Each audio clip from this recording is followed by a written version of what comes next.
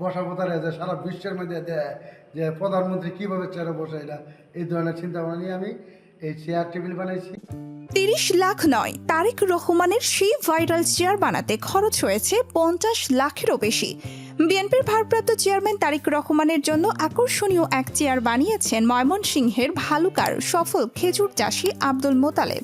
সেই চেয়ারে তারেক রহমানকে বসিয়ে আত্মতৃপ্তি পেতে চান এই কৃষক। তারেক রহমানকে ভালোবেসে এমন আয়োজন বলে জানিয়েছেন তিনি। সরেজমিনে কৃষক আব্দুল মোতালেবের বাড়িতে গিয়ে দেখা যায় দীর্ঘদিনে বানানো নতুন দুইটি চেয়ার সামনাসামনি রাখা। একটি চেয়ার বড়, অন্যটি তুলনামূলক একটু ছোট। বড় চেয়ারটি একটু বেশি আকর্ষণীয়। সঙ্গে রাখা আছে দুইটি কাঠের পাখা, পাশে রয়েছে একটি খাট, চেয়ার ও দুইটি ডাইনিং টেবিল। চেয়ারের পেছনে দেয়ালে টানানো রয়েছে একটি ছবি। ছবিতে রয়েছেন বিএনপির ভারপ্রাপ্ত চেয়ারম্যান তারেক রহমান, কৃষক আব্দুল মোতালেব সহ অন্যরা। জানা যায় ২০০১ সাল থেকে বাড়ির আঙিনায় সৌদি খেজুর চাষ শুরু করেন আব্দুল মোতালেব। বাগানে ছিল অগণিত খেজুর গাছ। ২০০৪ সালে এ নিয়ে গণমাধ্যমে সংবাদ প্রকাশ হয়, যা নজরে পড়ে বিএনপির তৎকালীন সিনিয়র যুগ্ম মহাসচিব তারেক রহমানের। এরপর একই বছরের ১৬ জন খেজুর বাগান পরিদর্শনে আসেন তারেক রহমান।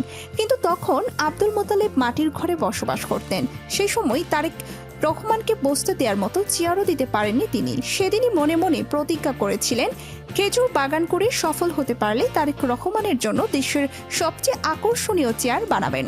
ধীরে ধীরে সফলতা ধরা দেয়। খেজুর আর চারা বিক্রি করে কিনেছেন জমি, নির্মাণ করেছেন দোতলা বাড়ি, বছরে আয় করছেন ৫০ লাখ টাকার বেশি।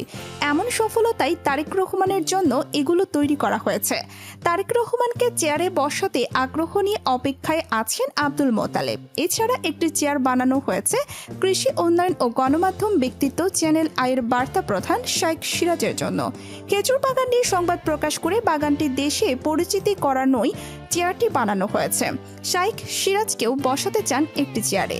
তবে আরও জানা যায় ২০০৮ সাল থেকে চেয়ার সহ আরও কয়েকটি কাঠের জিনিসের নির্মাণ কাজ শুরু হয়। এগুলো নির্মাণ করেন সুজন মিত্র নামের একজন কাঠমিস্ত্রি।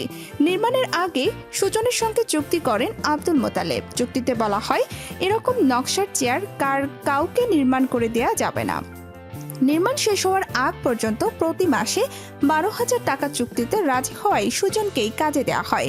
সে অনুযায়ী কাঁঠাল গাছের কাঠ দিয়ে কাজ শুরু করেন সুজন। নির্মাণ কাজ শেষ হয় ২০১৪ সালে।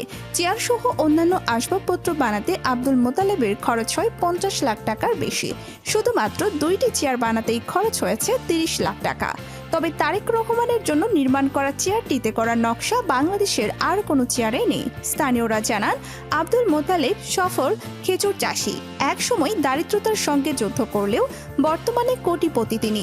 মোতালেবকে নিয়ে এলাকার লোকজন গর্ববোধ করেন। সৌদি খেজুর চাষের মাধ্যমে ব্যাপক পরিচিতি পেয়েছেন তিনি। এরই মধ্যে তারেক রহমানের জন্য আলিশান চেয়ার তৈরির বিষয়টি জানাজানি হয়েছে। এতে আবারও নতুন করে আলোচনায় এসেছেন আব্দুল মোতালেব। তারেক রহমানকে দাওয়াত দিয়ে এনে চেয়ারে বসানোর অপেক্ষায় প্রহর গুনছেন তিনি।